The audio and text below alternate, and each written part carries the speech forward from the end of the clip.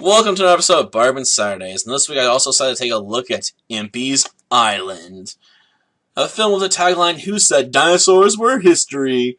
Despite the fact the creature on the front cover here is clearly not a dinosaur. I mean, we got the external ears, and we got wings on the back. Very scaly wings, no less. So, yeah, whatever this creature is, it's got more in common with a dragon than it does a dinosaur. Albeit when I was last at Walmart, they had a plush figure that's like, this is a dinosaur on it. And it's obviously a dragon. Like, man, apparently no one knows what a dinosaur is anymore. Jeez. But yeah, whatever Impy is, a dinosaur he definitely is not. I know the film's got some BS science trying to explain it in there. Just a little throwaway bit about how Impy's from a species that's meant to be the link between dinosaurs and mammals, but I really don't want to go into explaining how that's all wrong, because explaining biology really isn't something I'd like to do. And if you want to have someone explain evolution to you, that's just like Aaron Raw or Potholer54 or DonXis2 or, one of those other channels that talks about that topic, because I'm not your guy. Okay, I have a high school level of education in biology, and I've probably forgotten a good chunk of that, so I'm not going to try to explain how this is all wrong on a biological level. So I guess we should just move on to the film itself. But yeah, it proposes more interesting conversations on biology than it does, filmmaking. Because to be honest, there's just not much about the film I'd want to discuss. I mean, there's some bits I like the food fight and stuff like that, and the fact that the seal, when he sings, sounds like Louis Armstrong. So we got a nice little jazz piece at one point in the film, as two characters are singing about how sad and lonely they are, which is nice. I have to admit, it's nice to see, jazz in a more recent film, since it doesn't pop up as much as it used to. I like having a throwback to classics every now and again. And it's nice to hear a jazz piece, considering I had to listen to some jazz music in my fine arts class, so it's nice to have it around every now and again.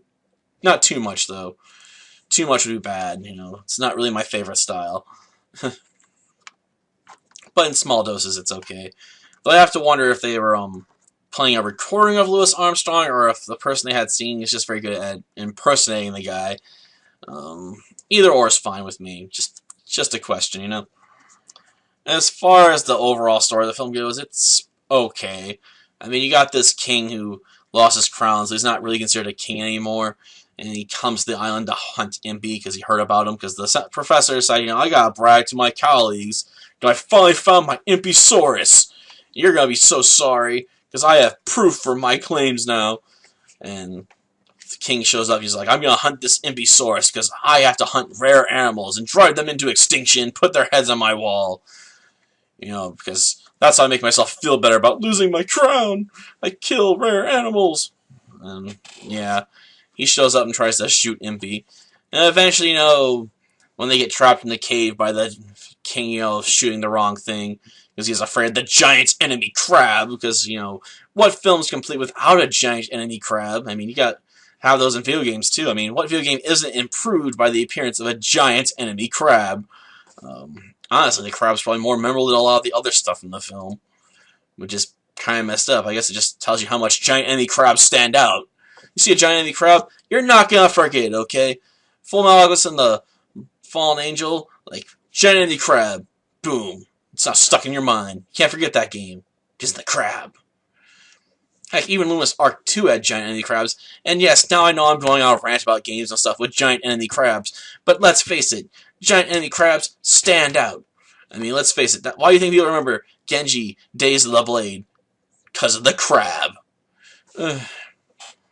But yeah, eventually Impy actually asks, the king why he's trying to shoot Impy in the first place. He's like, why?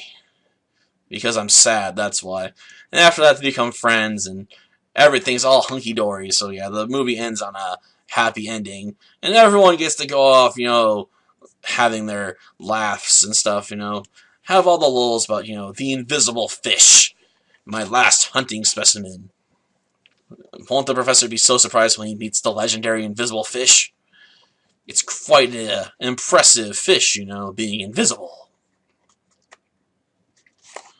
But yeah, there's just not much I can say about this film, positive or negative. It's just kind of there. I suppose it appeals more to a younger audience because, talking animals and all that. But for an older audience, there's no jokes for them really to hang on to or look for. So there's not really much, hidden adult humor here and there meant to fly over the kiddies' heads. And unless you're entertained easily by things that are meant to entertain small children, you're probably going to find this film rather boring like I did, and find yourself, grinding away in a video game or picking up a book or something else while the kiddies watch it. So yeah, Impy's is not bad for probably a younger demographic it was aimed for, but for an older audience, it's a pretty boring sit. Till next time then. See ya. Hello! Are you the pork fairy?